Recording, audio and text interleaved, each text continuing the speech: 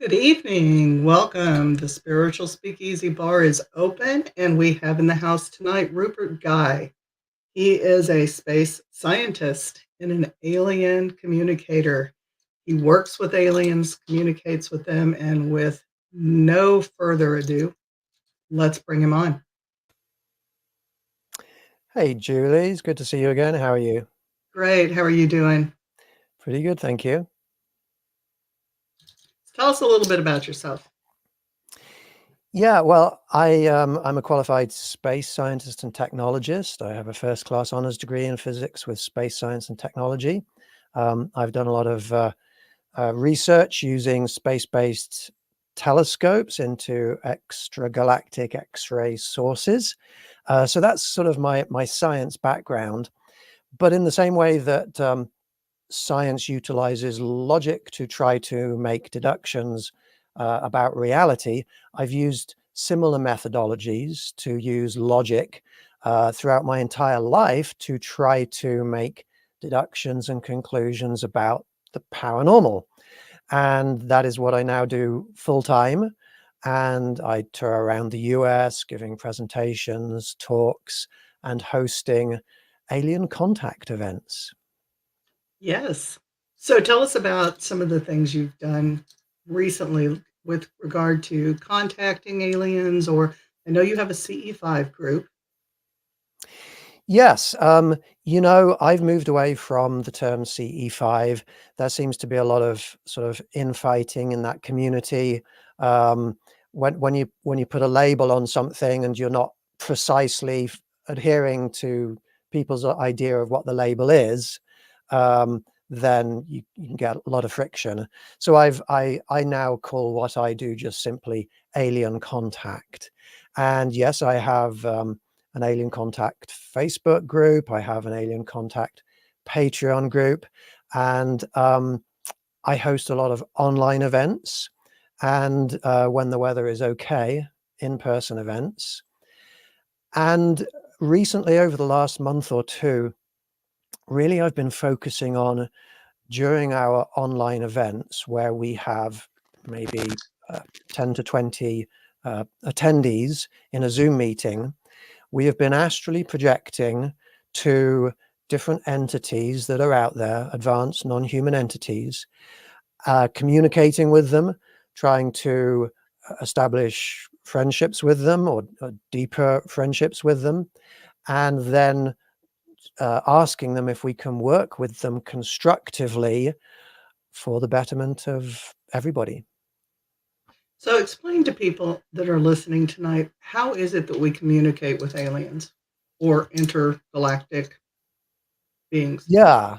Well, I know some people have psychic abilities or paranormal abilities beyond just regular humans, or at least much stronger than regular humans, like yourself. And I imagine that the way that you do things is far more natural and Mhm. I guess harmonious and flowing. For me and for most other members of my group who are not maybe as naturally psychic as some people, we meditate.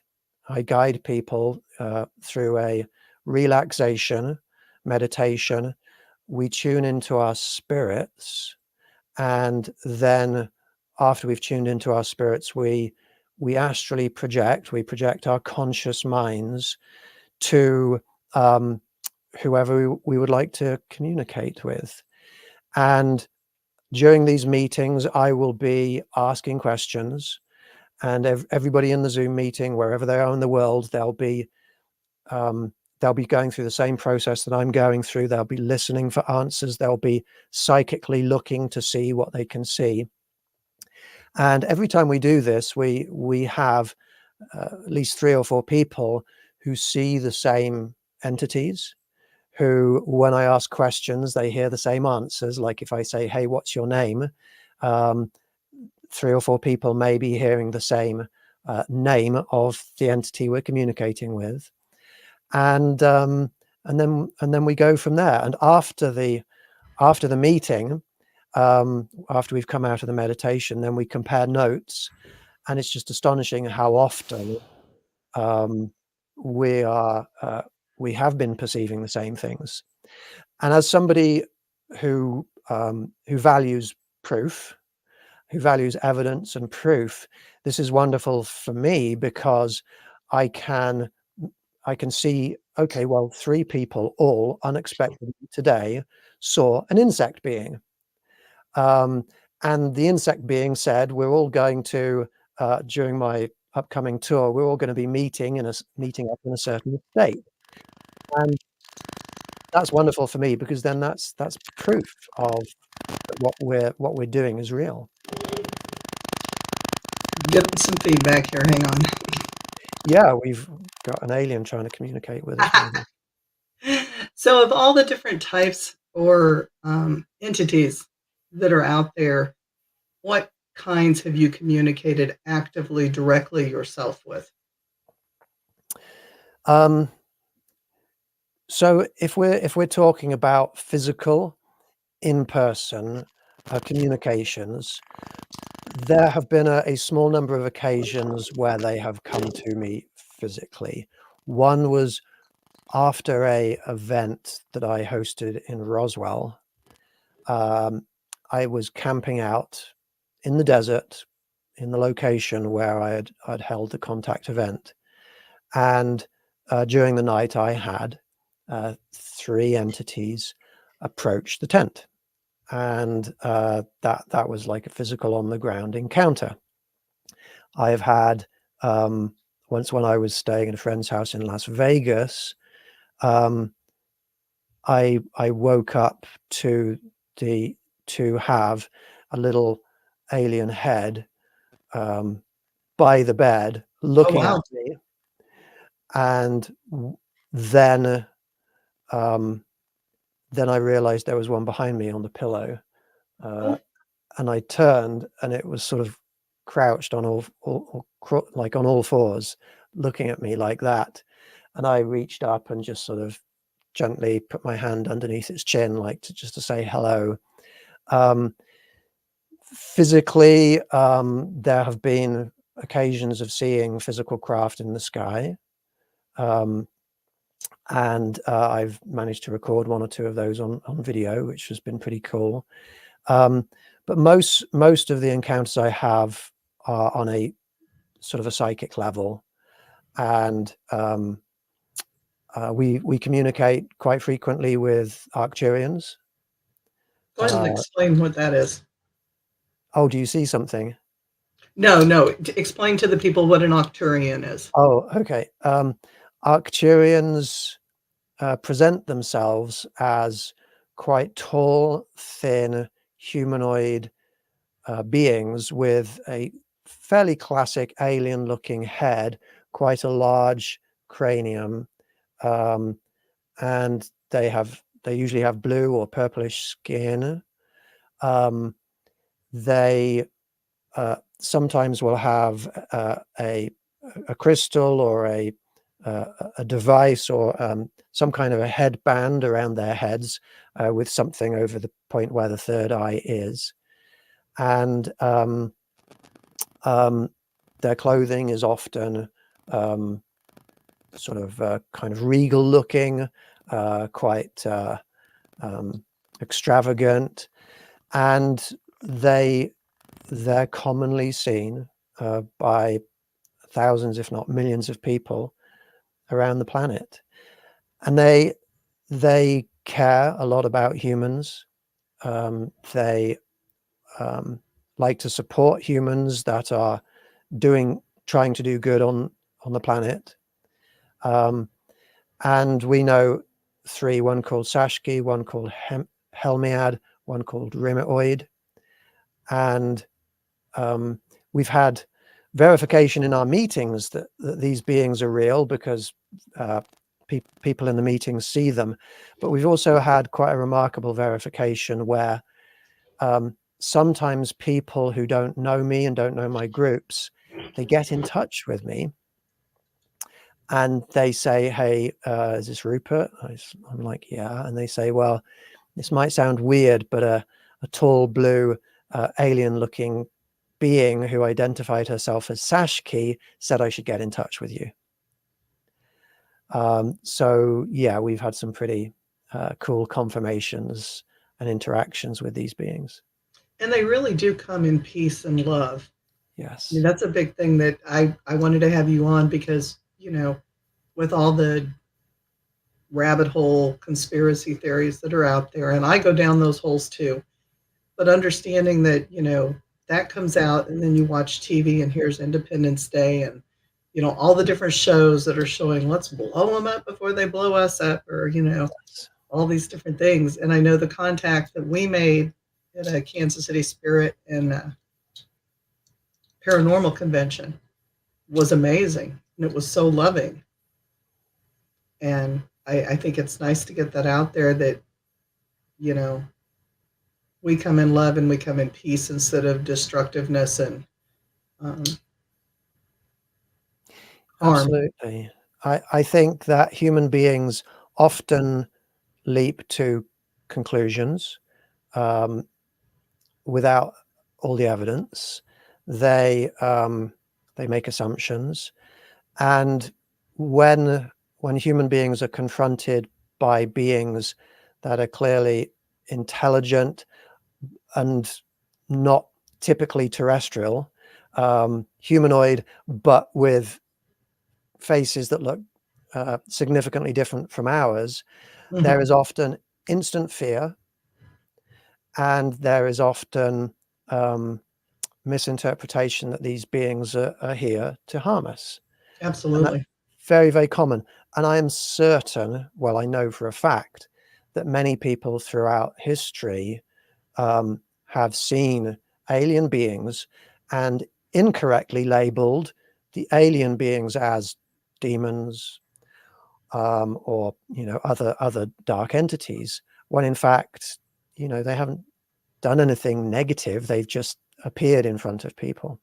Well, and some history would point to the fact that they actually lived among us for a Yes, period of time, that's true. alongside of us, communicating with us and possibly even helping us out, which is a Yep. far cry from Hollywood and, you know.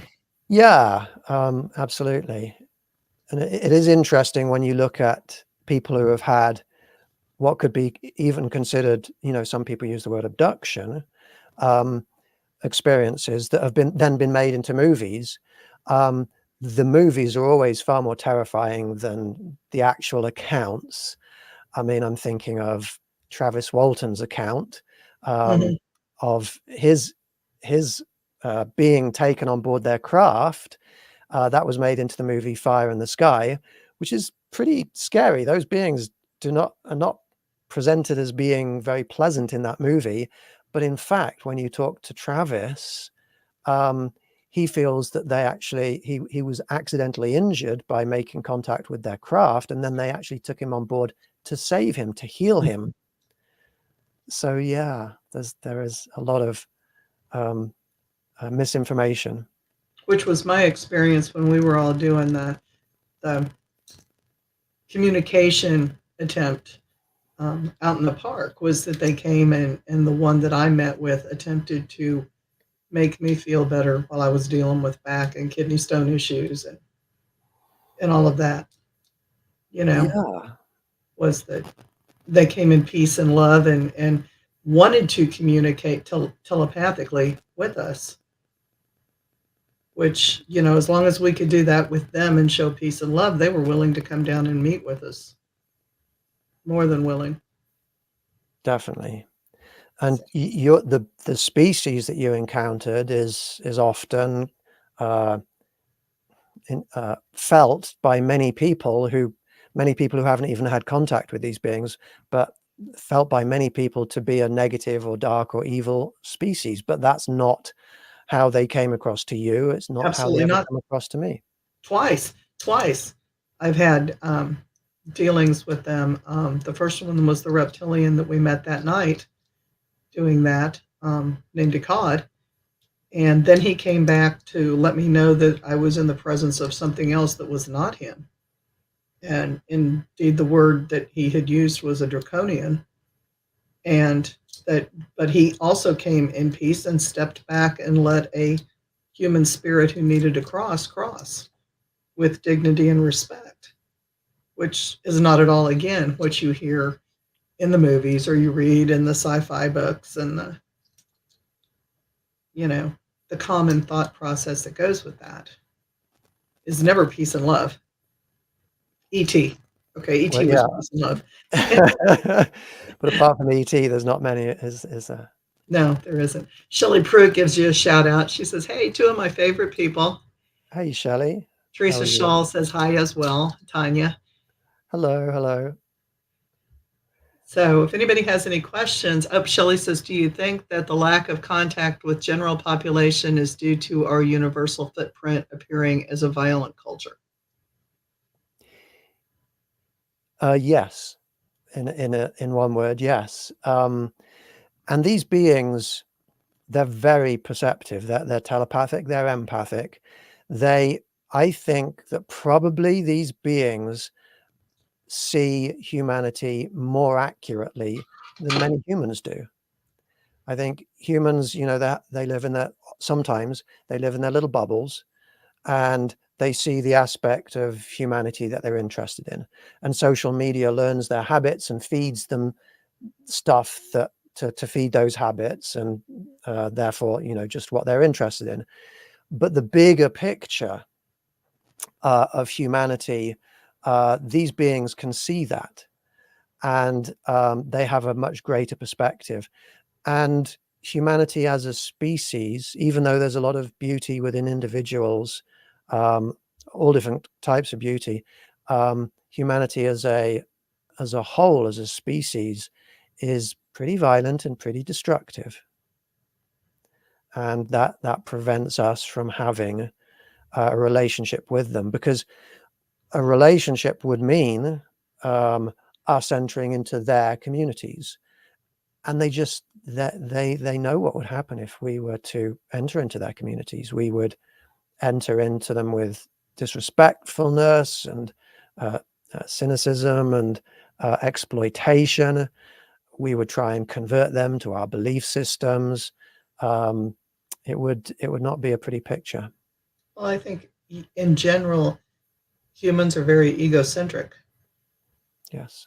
And I don't see, at least from my limited contact, I don't see the alien or the intergalactic or the other dimensional beings as being as egocentric. They're more community centered. Um,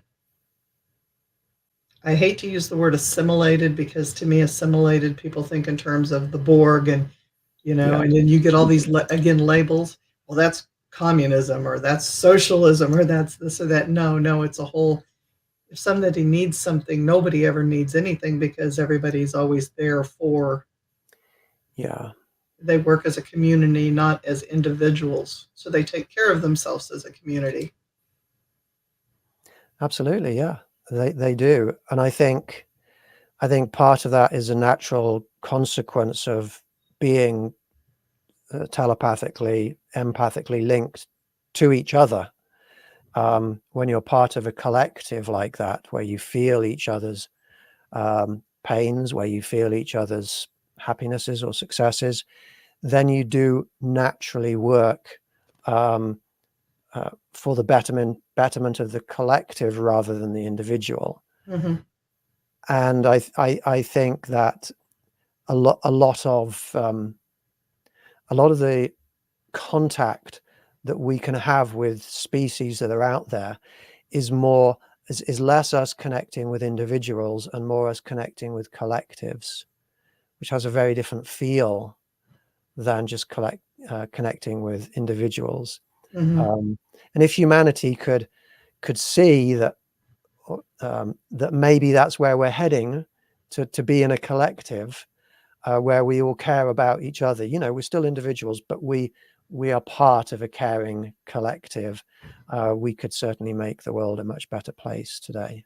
Oh, for sure. I mean, to be able to step out of the box and feel and give aid to and do the humanitarian, by definition, thing, love your neighbor as thyself. Treat others as you would have people do unto you. I mean, it's that whole thing that we preach, but we don't as a whole practice at all. I mean, most of us don't even know our neighbors. That's true. So how can you work as a collective if you haven't even stepped out of your environment to get to know the people around you and worked with the people around you? Absolutely. Yes, that's very true. So they're very, very much advanced compared to a lot of what's going on here on the world today. Yes, it is absolutely true. One wonderful thing about these beings, I mean, when I say these beings, there's lots of different species of beings that are out there, but the species that are out there, they've sort of passed the test of getting to the technological level where they have the ability to destroy themselves through violence or live peacefully, you know, with each other. They've got to that. They've passed that test of being able to work peacefully with each other. And the wonderful thing about so many of these species is that they're not waiting for all humans to become enlightened and ascend. They are very happy to communicate with individual human beings who have made it to that level, who are peaceful, who do try to get along with others, who do think less selfishly and more um, uh, considerately towards others. So, you know, if there's anybody watching this broadcast here who thinks, "Oh no, we're going to have to wait until the whole of humanity is ascended before we can have contact," no. If you if you are ascended enough, and you know, we'll have to talk maybe a little bit about what that word means later. But if you are ascended enough, these beings will come to you as an individual. You can reach out to them as an individual, and you can have friendships with them, constructive, harmonious, caring friendships with these beings. And they, like you and I have talked about, they hang around you. You've got several that are with you and protective of you, and they become friends. Like it's, you get excited when you see them or you talk to them. Yeah. Um, the scope for what you can get out of a relationship with them is extraordinarily wide. Um, I have beings. I mean, you saw one of the beings hovering Mm-hmm. above me, protecting me. Um, I have beings that are around me whenever I do in-person events, and they're supporting what I'm doing. They're also they guide people to me. They guide me to others. Mm-hmm. They feed into my intuition a bit. Like I will choose a location, for example, to host a contact event, and then somebody will say, "Why did you choose that location? Because I don't know if you knew, but this location, that's where like an alien craft landed, or you know something, or beings live." Um, and they will heal us. I know that's something you know a lot about, and they will also enhance us. They will help us to develop uh, greater abilities than what we already have. Oh, absolutely. And grow, you talk about the ascension, which we're going to, excuse me, we'll have to talk about by definition what that is. Turtle said he just listened to an old Robert Monroe file where they did that very thing in assisting a lost soul to cross over, he believes. Shelley says humans have a certain amount of junk DNA. Do you think it could be part of the abandoned genetic code that relates to the alien ancestor? The DNA thing is something that I don't know a lot about. I did host an event last night and the event was entitled "Where Do Humans and Aliens Come From?" And as a scientist, I look at all of the evidence, and personally, I see that humans evolved on this planet. But I also see quite a lot of evidence for aliens manipulating people, while they're here. And so it would not surprise me at all if some or all of us have um, some manipulated DNA. I'm not sure I would say alien DNA, because do aliens even have DNA? Uh, I would say it's probably manipulated terrestrial DNA, um, but I think that's very likely. Um, as to whether it's in the junk DNA or elsewhere, I honestly don't know, but I'm open to all of those possibilities. Thank you, Shelley. Yeah, good point. Good point. So let's talk about ascension. What do you define as ascension? Yeah, it's a good question, and I'll go first, and I'll be curious to know how you define it afterwards. I mean, literally, the word ascension means getting higher, and we're not talking about drugs. We are talking about some scale, some variable, some factor within us that's getting higher. Now, I know that in the past, some people have considered ascension to be what happens when you die and your spirit moves to another uh, higher dimensional space. If that's all it is, then all you need to do to ascend is to die. Whether you're a good person or a bad person, everybody can ascend, and that's not the definition that I use. Um, No. Ascension for me is um, is an increase in wisdom. And wisdom has four different pillars holding it up, I would say. One is knowledge. You can't be ascended if you haven't acquired certain knowledge. Um, Wisdom also includes having certain experiences. Um, if you, even knowledge itself, if you base knowledge just on what other people say, it's not as strong as if you base your knowledge on personal experience, on doing the math yourself, or doing a paranormal investigation yourself, or talking to aliens yourself. So I would say knowledge and experience, um, thinking. Now, this is a little bit controversial. It annoys some people, but if you look at the other animals on the planet, you can't really have uh, intellectual conversations with many. They can't intellectualize what's going on, verbalize the state of, politics, for example, or religions with a dog. Even as much as I like dogs, you just can't. They're not intellectually there. Um, and I would say, as a scientist, I don't think I could teach science to a dog or a mouse or a fish. They're just not intellectually there. If you look at our alien friends, they're definitely there, and you can see they've got advanced technology, and they know how to think in such a way that they can figure stuff out. Human beings have only just got to the point where our thinking, our intellectual thinking, has advanced enough that we're capable of figuring out, for example, what a black hole is and how it works, how nuclear fusion happens inside the center of a star, um, what viruses are, what DNA is, even.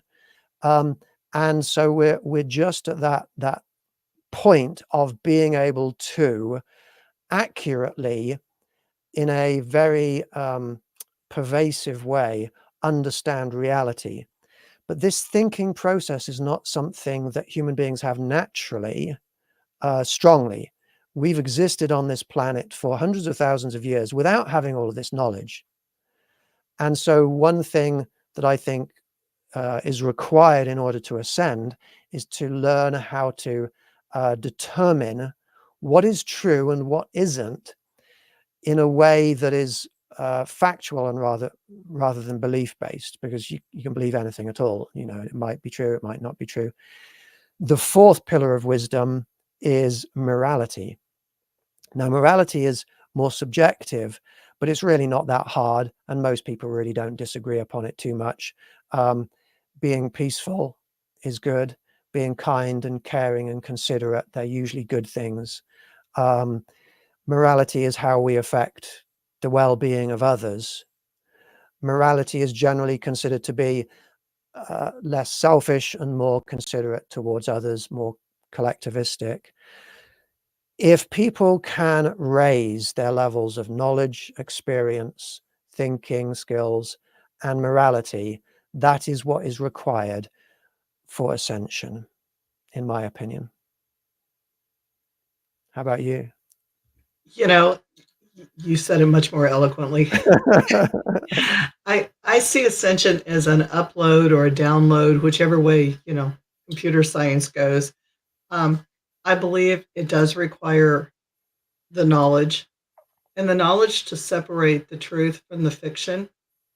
Just, one of the things I've noticed in the scientific community is that people with new ideas that think outside of the box are often alienated in the scientific community because it doesn't go with the flow.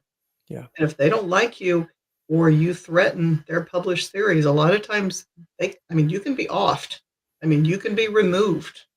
It's a dangerous world out there because if you threaten something that's more eco-friendly or you threaten the common way of doing things with something that's more eco-friendly or more cure-based, and you've got your big farm and your big government and your big this and your big that, they fight you on it and they make it difficult for you to be that person that stands alone and says, but I happen to think it works this way, not the way you're saying. Yeah. So I think as part of uploading or ascending, for me anyway, is to be able to consciously decide, are you going to believe everything you see on the TV? Are you going to believe everything you hear on the news? Yeah. And discern that and go with your consciousness. Is this really true? And be able to unplug yourself from that matrix of the world and Yeah. think individually and independently with what you're being told in your consciousness, in your morality. And I think when you're able to do that and separate and not worry about what other people believe and what other people think, and you go along with what's in your head, the wise mind, the third eye, what you're seeing, what you're feeling, and your heart, then I think you've ascended.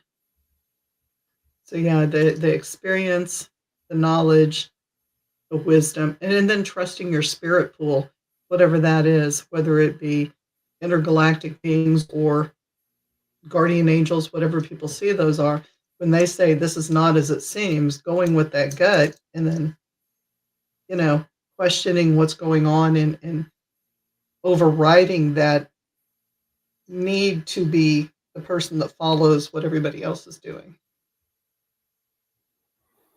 No, I think you're absolutely right. I agree completely. I think more people need to do it. And I think there's a lot of people out there that are very, very capable. They just don't trust themselves, you know. They'd rather Yeah. trust the media and what they're being told than trust what they're seeing in their dreams and what they're contacting and what they feel like they've seen in the messages that they feel like they're receiving. Yeah. It's interesting what you're saying. It reminds me a little bit of the science of psychology. Maslow's hierarchy of needs starts off very basic on the foundational levels, things you need to survive, and it builds up to the highest needs of human beings, which those needs are sometimes categorized or labeled as self-actualization, which is the actualization, the achieving of the fullest potential of us as individuals. And some of the bullet points for reaching sort of this highest level of psychological um, uh, um, ascension, we could say, and Mhm. therefore happiness and comfort in oneself and harmony with the world and harmony with others, is that you sure you're open to listening to what other people have to say, but you have chosen your assertions, your, whether you call them beliefs or knowledge, the things that you hold as truths. You have determined those for yourself, um, and you have had the experiences that enable you to reach those truths. And it really does not matter what somebody else says about you or that person or that subject, because you're comfortable with what you personally have decided. And this, I think, when people get to that level, they no longer need to argue with others. They no longer need to force other people to try and believe what they believe or think what they think. They're happy that they've got to where they've got. They've reached harmony with the universe, and I think that, this that supports what you were saying. I think it supports what I was saying about ascension. Mhm. Well, and I think, that triggered two thoughts with me. One is, how can you possibly step into that if you can't find the love within yourself? I think whether it's through, and I can't say it's all the way we've been raised and the things around us influencing us. There's also that ability to override that, because you see great people that have had horrible, horrible pasts as childhood trauma and war and violence, and they've stepped out of that, and they've become these ambassadors for peace and love and higher thought and ability. So it's not all everything that we've been exposed to. It's also the makings of who we are and the ability to trust in your own judgment and love yourself first. Because Yeah, if you can't love yourself first, you can't reach out to anything or anyone else with the same respect, because you don't have it for yourself. yeah, And I see so many people struggling with that Maslow's, the food, water, shelter, the basic needs. yes, How can you possibly ascend to self-actualization if you can't make it past the base of the pyramid level? That there's no way. You've got to come out of that and be able to feel that dynamic. Shelley says, "How is communication usually established from celestial species? Are there any common denominations in contact?" yeah. The you've got to understand that when you are communicating with these beings, or at least reaching out to them, asking for communication, they can look into your heart, your soul, your mind. They do know who you are, and um, just like if somebody sends a message to you through social media or on your phone or email, you you you you look at who they are, you look at the content of the message, and you judge whether or not you're interested in having a conversation with that person. Sometimes they come across as dark, sometimes they come across as very friendly. Um, these beings, um, I have found that 99.9% of them are very happy to have a communication with us if we go in there with um, with very pure intentions. And by pure intentions, I would say our purpose is not to go to them and ask for something like, can you give me technology? You know, if you're going to go to somebody and say, hey, I want to be your friend because you've got something I want, that's not a good way to start a friendship. No. If you go to them and say, I genuinely have a philosophy of universal peace, universal love, universal well-being, and in order for us to achieve that universally with all beings, we would like to learn about you. We would like to get to know you little bit, so that we are able to exist in this universe in a harmonious way with you. If you go in with that sort of intention, radiating love to them, asking for friendship, then they almost always respond in a similar way back. I've never had any negative responses. The worst that I've ever had was from beings that, let's say, are quite low down on the emotional spectrum, just sort of look at us and shake their head and walk away. That's the worst that I've ever had, but that happens extremely rarely. So I think intention is the really important thing. Now, if you have somebody in your group who is particularly psychic, that does help, because Shelley. then it's like strong signal strength. You know, it helps that connection to happen. If you just go outside and you don't really know how to meditate and you're not able to project your mind to them, that you're less likely to have that contact. So I guess having somebody psychic in your group, or able to meditate effectively, able to astrally project effectively, and having as pure hearts as possible, those are the two common denominators, I would say, Shelley.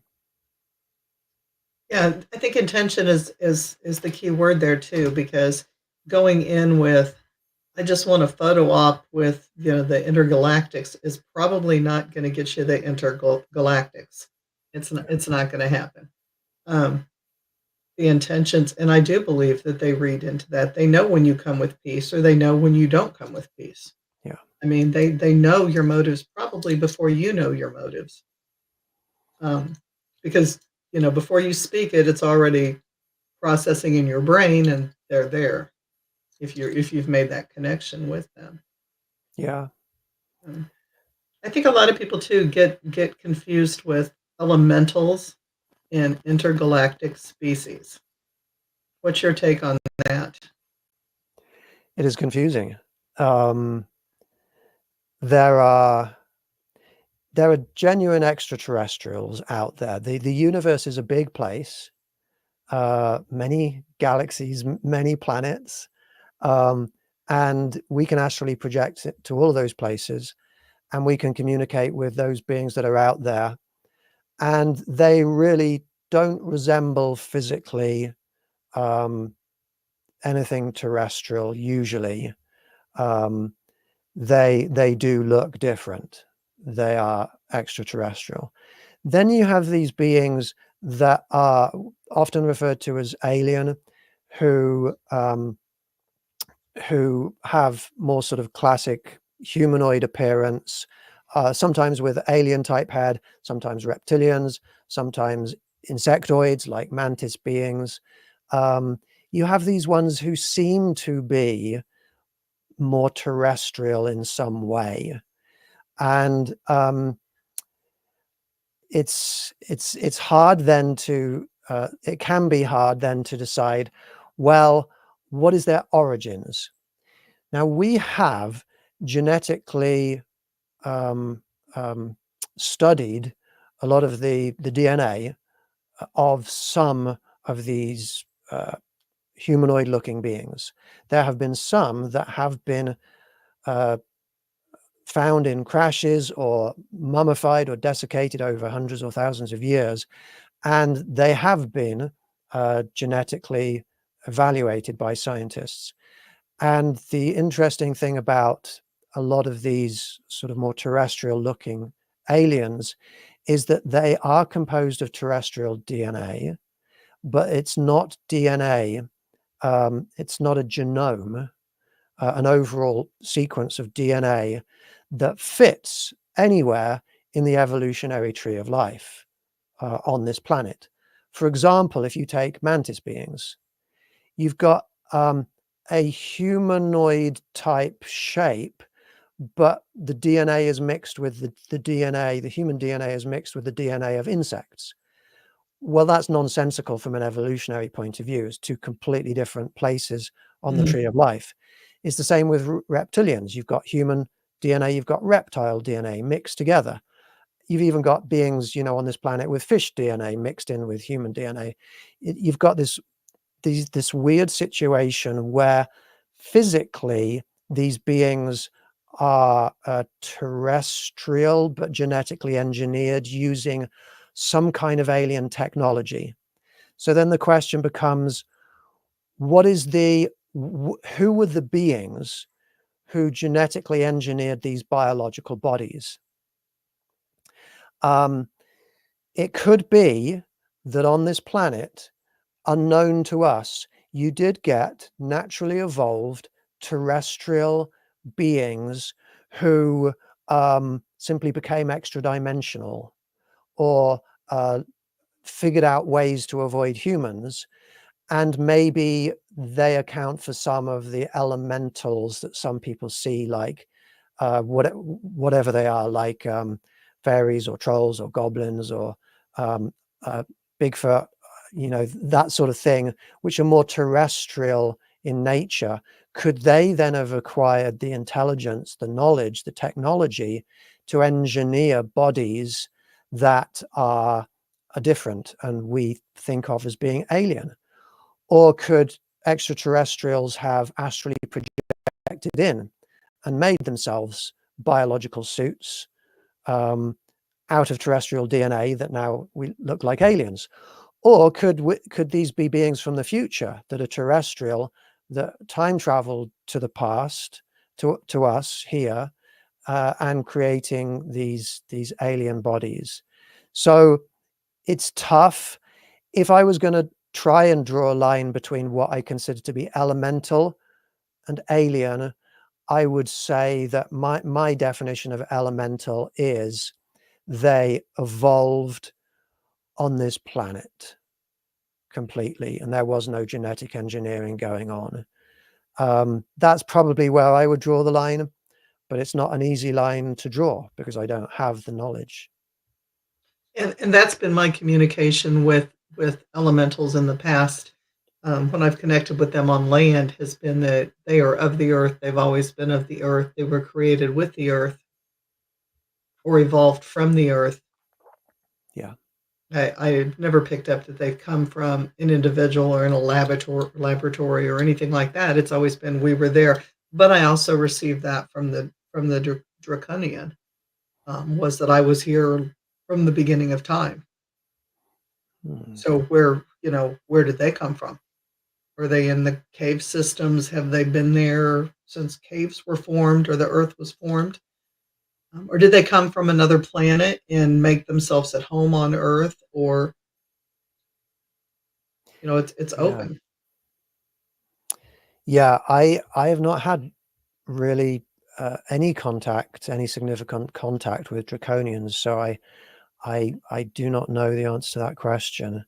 I do feel that some of the species that today we call alien probably came to our planet. The earliest ones probably came to our planet millions of years ago, and I wouldn't be surprised if some of them came to the planet during the time of dinosaurs, so 70 million years ago approximately, and then took dinosaur DNA, dinosaur-like bodies, and then continued to live through the millions of years from here to now. But it's interesting how anybody identifies themselves in terms of where they're from. For example, where are you from? Like, where's your ancestry from, Julie? Germany, Ireland, Yeah. Sweden. But it's interesting because if you were to trace back further, you would probably find, and everybody would probably find, that our ancestry comes from Africa. And if you were to trace back further, we would be going into the oceans in our distant past. So why do we choose to stop it at a certain point in our past? And when we talk to beings like Arcturians who say that they're from Arcturus, or other beings that say they're from Orion, um, are those the locations where those beings first evolved, or is that in more recent history? How far back does ancestry go? And maybe it's a spiritual consciousness ancestry that goes back billions of years in some cases. Maybe they don't even know because it's so long in the past. Mm-hmm. It's hard to answer. And I wonder with their collective and their thought processes being more integrated amongst the community and the ability to understand and perceive everyone's needs, which I would assume, which may be incorrect, would include their history and their journeys, if you will.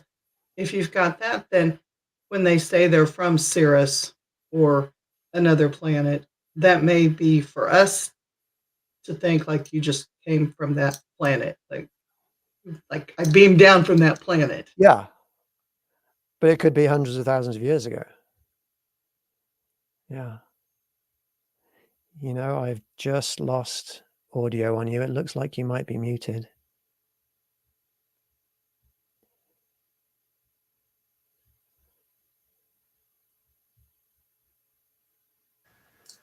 There you go. Am I back on? Yeah. I don't know what happened there. Got a little too hand crazy.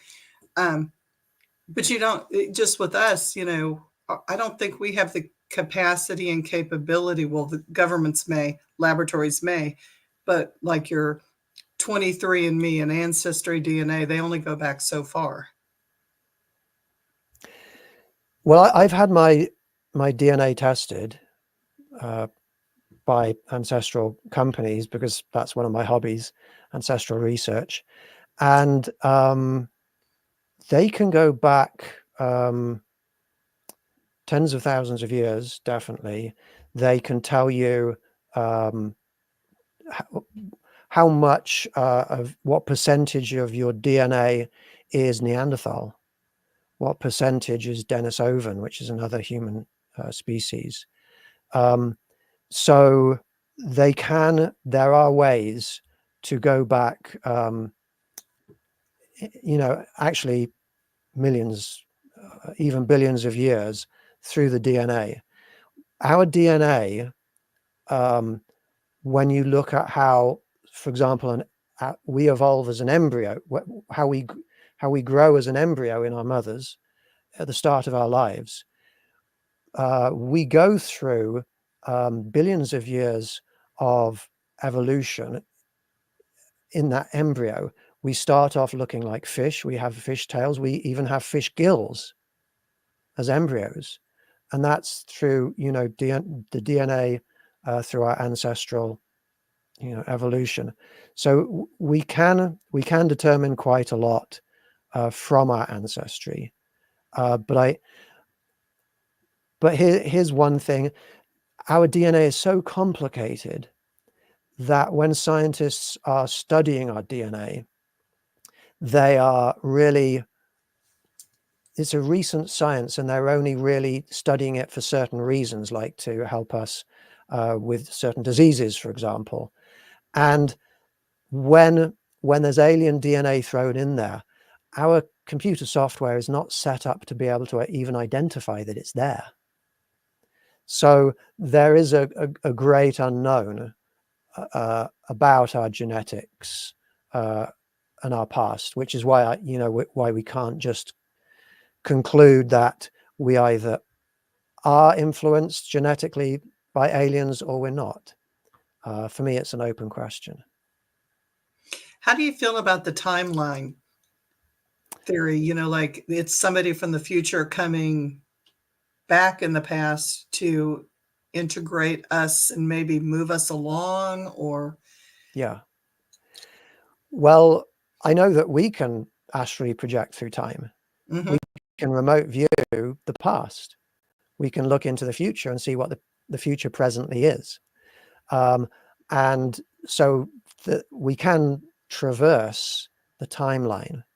If you can traverse the timeline, you can change the timeline. It's a necessary thing that we can change the timeline, because if otherwise we would end up with paradoxes, and paradoxes are impossible, and impossible things can't happen.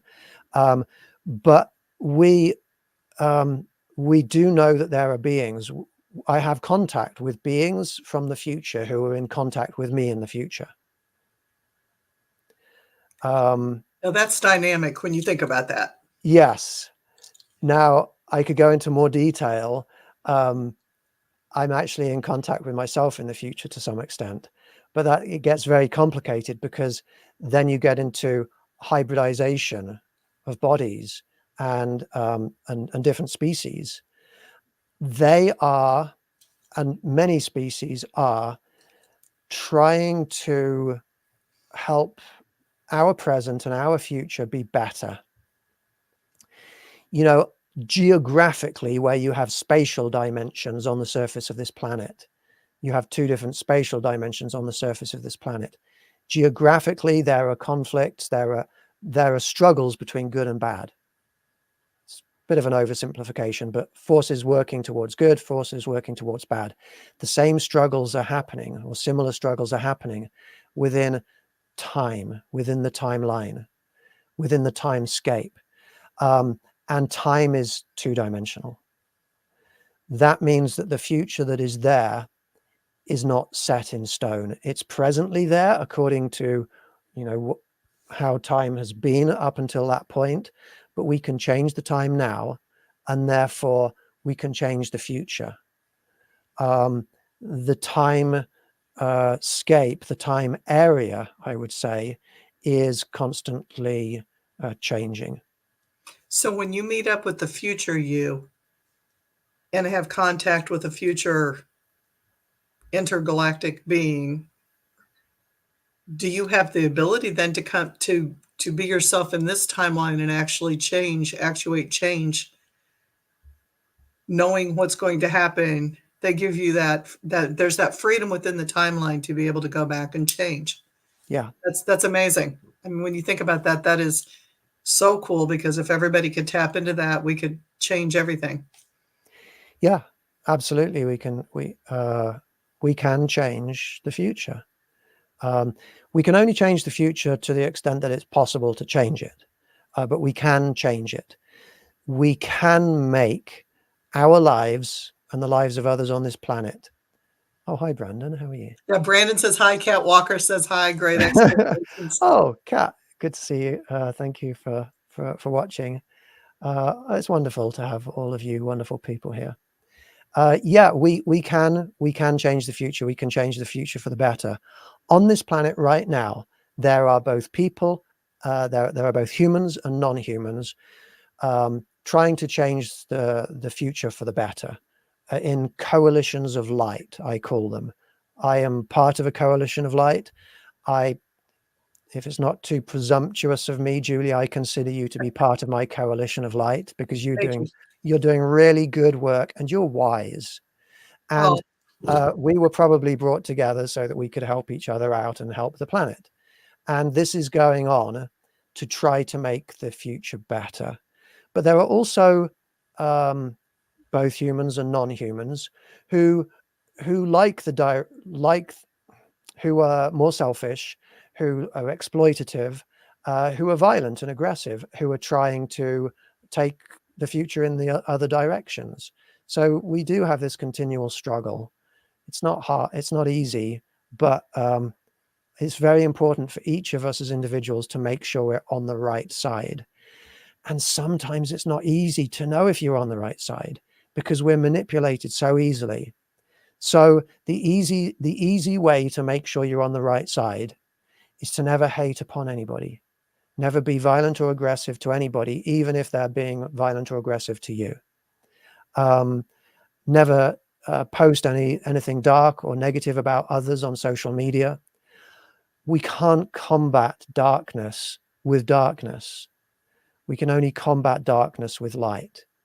So be a beacon of light in this world, and don't let yourself be drawn into any darkness at all. Don't let the dark people who are out there darken your heart and your soul and your mind. Be strong, be bright, be loving. And if we could all do that, we absolutely can make the future a better place. Rupert for president. Yeah. I That was was beautiful, born though. in another country, so unfortunately I can't do that. That But was you, absolutely maybe you beautiful. could. It's very true, though, because negative attracts negative. Yeah. And positive attracts positive. So if you're being negative, dark, however you want to see it, you're going to attract that. You're definitely going to push the light away with the more negativity that you bring into yourself. So by being positive or even remaining neutral, if you're not able to remain positive, remaining neutral and trying to view things from other people's point of view, um, you know, we're running out of time here, but you take a cup, and this is very yogic, but you take a cup, and to me, this is a vessel to put ice in it and put water in it. To my husband, he'd put coffee in it. So now you've changed whether it's cold to liquid. Some people would put flowers in it, so now it's a flower vase. Some people might put their rocks or their collections of things when they're going hiking in it to bring back home. So if you can look at this, and from my understanding, it's something I put cold water in, but somebody else may see it as a totally different unit. There's multiple perspectives on one thing. And so when we look at life, if you don't like something, maybe you should take a step back and think about the other person's perspective and how they see it. Yeah. And that doesn't mean you have to agree with it. It doesn't mean you have to be their cheerleader and yes, let's do this. It just means you have to be willing and able to not become angry and violent towards it. And if you can, I feel like if people could step out of the box and just do that one little thing, that's going to change the dynamics around them completely. Yes. Yeah, 100% agree. And it's a tiny little thing. Just breathe and keep your mouth shut for a minute. Yeah. And Yeah. that's all you have to do. I mean, that's a simple little thing sometimes, and sometimes the hardest thing. Shelley Yeah. says, "Love the idea of repurposing your views with your vessel." Yeah. I love what you're saying about putting yourself in other people's shoes or trying to see their perspective. It's not my thing, but there's a graphic or an image that is going around on social media with a big sphere, something like this. This is another person, and then a little tiny circle inside that saying, "This is what you know about them. This is somebody's life. This is what you know about their life." And people are so quick to judge others, and we make so many mistakes when we judge other people that we have to be so careful about how we judge others and then respond to others. I was just reading on the news, I think this morning, some woman in Missouri was just released from prison. She'd been in prison for 43 years for a crime she didn't commit. Mm-hmm. And how can we look at things like that and then still keep judging others and still keep hating on others, inheriting others' enemies and things like that? It's just the only safe way to move forwards as an individual and as a species or as a country or as a group, as a society, is to just know that you don't know the other person's perspective. You haven't lived the other person's life. You haven't lived their experiences. If you're judging somebody for doing something when you weren't there, even if you were there, if you're not in their mind, you don't know. You don't No, know. no. So yes, being able to either put yourself in somebody else's shoes, or at least know that you don't know what it's like to being in somebody else's shoes. And I'll That's tell you really what, important. reading people, going into people's spirit level and communicating with them and their spirits and telling them about themselves. You know, you see people that are so put together on the outside, and then you sit down with them and you start working one on one with them, and they've seen some horrendous stuff. Yeah. I mean, some of these people have lived lives that most of us can't even fathom, like, can't touch, can't reach, can't even put myself in those shoes, have never been there, can't imagine being there. And they're still walking and talking and holding a job and they're functioning. And yet they do something often. We're so quick to jump on them and judge, not even knowing everything that they've been through. It's Yeah. crazy. It's crazy. Rupert, tell us how we can get a hold of you. This will all be posted in the thread so people can reach out to you and what's coming up with you. Yeah, no, thank you for asking. The easiest way, there are two ways. If you would like to actively participate in the online and in-person events that I've got coming up, then I have a Patreon group called Alien Contact. So if you go to patreon.com/alien contact, you can join there either as a free member or if you want more staff as a paying member. And through that group, you can access all of my events. I've got coming up a tour, a in-person contact tour. At the end of this month, I'm going on a 2-month, 26 state, 33 event tour with a lot of other surprises mixed in. And in these tour events, we're gathering outside in beautiful locations. We're meditating and we are connecting with alien beings.